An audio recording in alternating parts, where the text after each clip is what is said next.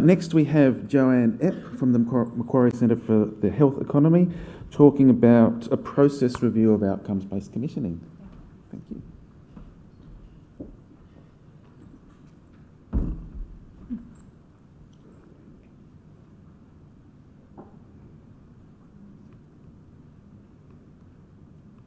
It's just this? Okay.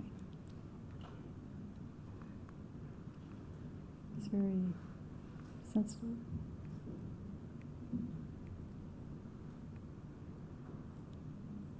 Okay. Thank you for the introduction. This study was based on work conducted for the Central Coast Local Health District, and I would like to acknowledge the contribution of my co-authors from Macquarie University and from the Central Coast Local Hospital District.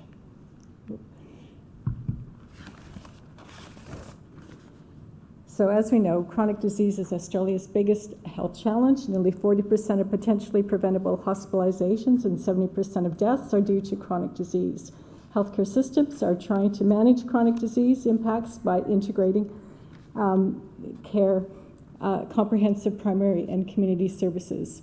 CCLHD's work in integrated care has been supported by the New South Wales Ministry of Health funding for demonstrator sites to explore innovative approaches to improving integrated care.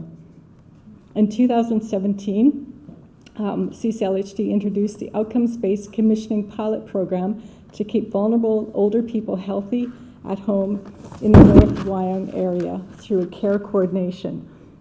North Wyong is a low socioeconomic area with limited access to public transport and limited access to coordination of health services.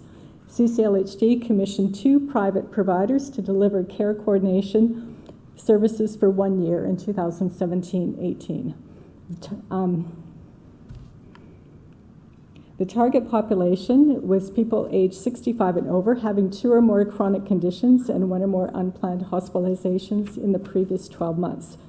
4 patient groups were identified: the intervention group, which consisted of the enrolled and not enrolled groups, and the control group. There were 207 patients enrolled in the study and 332 patients in the control group. Payment to providers was based on saved unplanned hospital bed days. Hospital data on prior bed days was used to predict the expected level of hospital bed days for each patient cohort assigned to each provider. CCLHD predicted that 40% of patients would have an unplanned hospitalization and would use 40% of predicted bed days experienced in the previous year. Based on a literature review, CCLHD estimated that outcomes-based commissioning could reduce the probability of unplanned hospitalizations from 40% to 32%.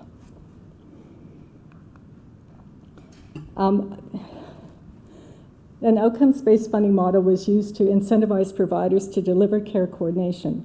Providers were allowed to choose the level of risk they could accept. And this diagram shows that the more risk providers chose, the greater their outcomes-based payment. For example, if providers were offered the 20% upfront payment, they would not receive any outcomes-based incentive payment or additional payment.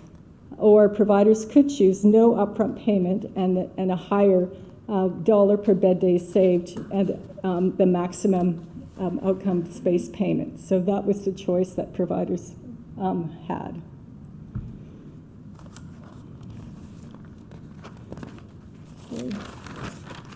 The primary outcomes measures of outcomes-based commissioning were reduced unplanned hospital bed days and ED presentations, and improved health outcomes and patient experience. Our study includes an economic evaluation and a process evaluation which investigated implementation fidelity and the commissioning approach.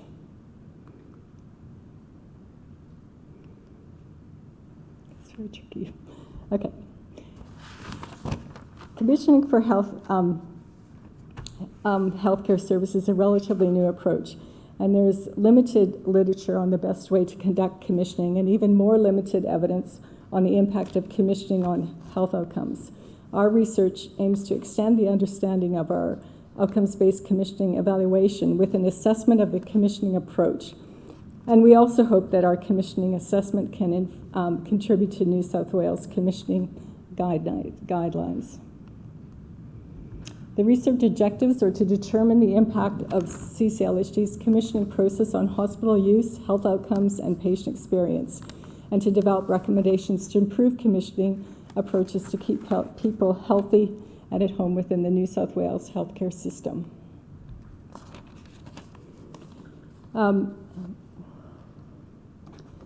The New South Wales Commissioning and Contestability, sorry, I lost my track. We developed a commissioning assessment framework by reviewing best practice commissioning approaches for healthcare and by reviewing New South Wales government commissioning policies and guidelines. We collected information on CCLD's commissioning process from provider interviews and the provider contracts.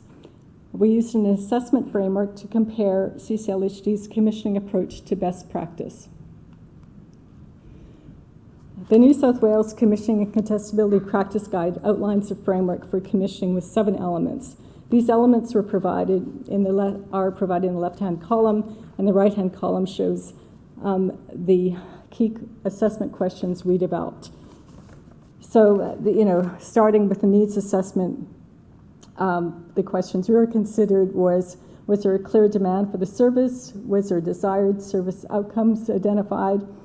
And then next, under the system analysis, was there detailed knowledge of the service and the sector? And to what extent should New South Wales Health or the market be involved in the project? Under system design, was it clear that the considered operating model would result in the desired outcomes?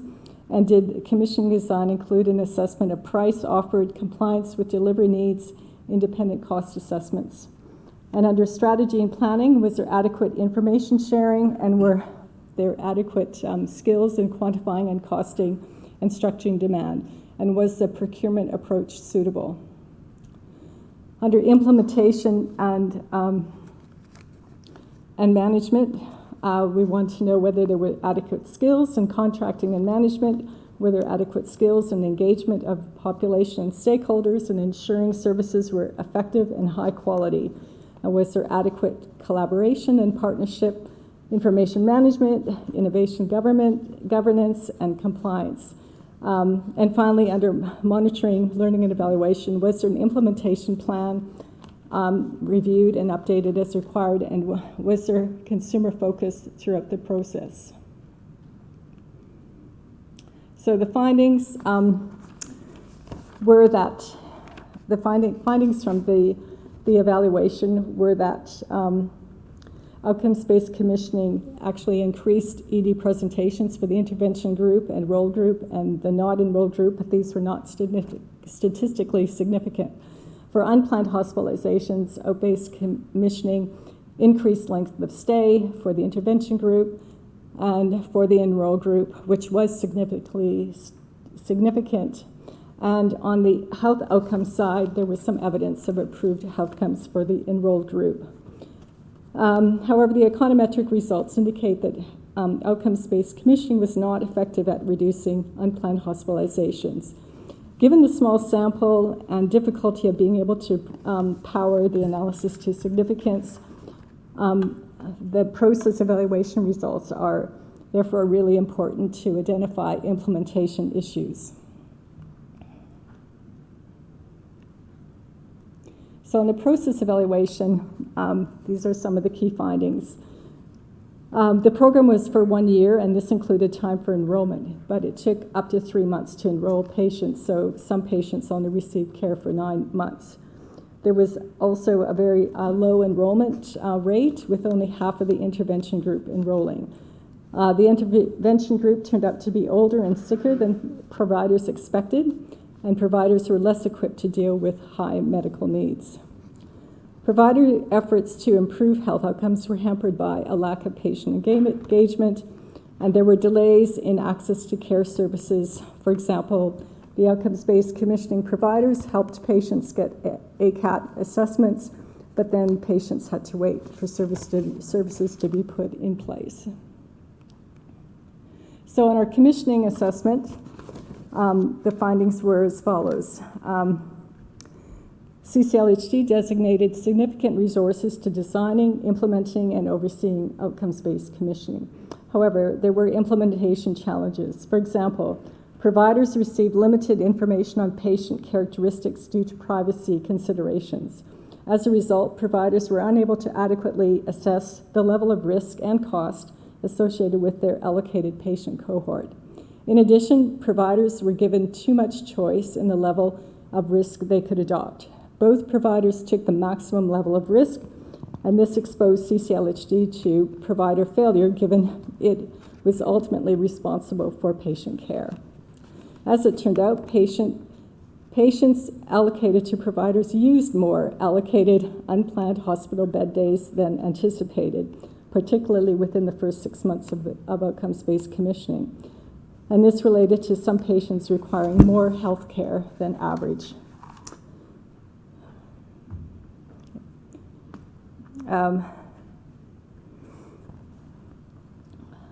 This reduced the program sustainability, leading to a renegotiated contract with payment no longer based on outcomes. The secondary outcomes to increase health outcomes and patient and care satisfaction were not incentivized. Providers were asked to collect this information, but there was no payment associated with achieving those outcomes. Therefore, there was some potential disconnect between service outcomes desired by CCLHD and provider intentions. A lack of IT infrastructure also delayed providers' ability to monitor unplanned hospital bed days. CCLHD explained that there was no system to inform community providers of patient hospital activity. IT links between New South Wales hospitals and GP clinics is starting to be implemented, but not for community providers. However, there was good collaboration and partnership between CCLHD and providers, which proved important when changes to provider contracts were required. CCLHD monitored unplanned public hospital bed days carefully and were able to inform providers they were projected to reach their targeted bed days before outcomes-based commissioning was finished. This allowed CCLHD to identify the risk of providers pulling out of their contracted agreement, explore options to mitigate the potential risk of care being removed from patients unexpectedly, and to change the commissioning design. So ultimately, CCLHD demonstrated effective oversight and management, along with strong project management and leadership.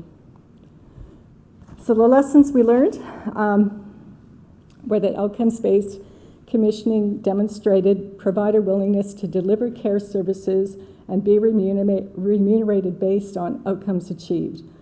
Consulting with potential providers and patients on what and how services should be delivered within a contestable market is essential. However, commissioning is complex, and the delivery of services by a local health district rather than commissioning should also be explored as a credible alternative. The objective should not be cost containment, but to generate better health outcomes for every dollar spent. An increase in costs with an additional increase in health outcomes can lead to improved healthcare system efficiency.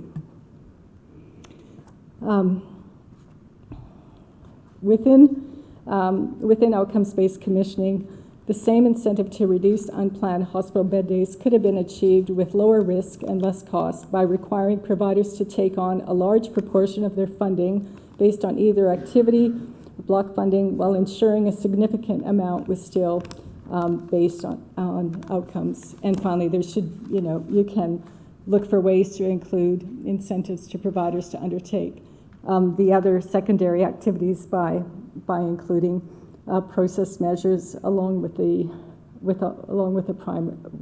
primary outcome measures. Finally, outcomes-based commissioning for healthcare is complex. Success will depend on the composition of market participants, the incentive structure, outcomes measured, the risk adjustment process, the information on patients, and the interaction of commissioning services with patient characteristics and patient access to alternative services.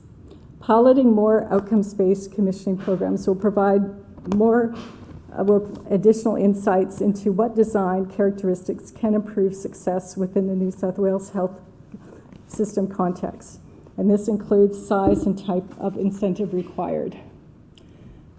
Good information delivered to stakeholders is crucial to successful commissioning. Information on the potential patient cohort mix before contracts are signed will help providers better understand the model of care required and generate outcomes and their ability to manage financial risk. Information on the capacity of potential providers to improve outcomes reduces the risk to the LHD as well. And finally, it's important for providers to improve outcome. It's difficult for providers to improve outcomes within 1 year. Relationships between providers and patients must be established and mature. Providers require time to learn and patients require time to respond to services. In general, a minimum of 3 years should be allowed, but 5 years is preferred. So, thank you.